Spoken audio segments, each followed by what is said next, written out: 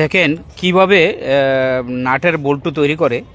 Rod দিয়ে সেই rod কেটে ছোট ছোট করে আগুনের মাধ্যমে মিশিংয়ের সাহায্যে আসলে নাটগুলা তৈরি করে। দেখেন রড তৈরি করে আগুন দিয়েই, আবার সেই রড কেটেই আবার টুকরো টুকরো করে নাটের বল্টু তৈরি করা হয় মিশিংয়ের সাহায্যে। দেখেন কিভাবে তৈরি করছে।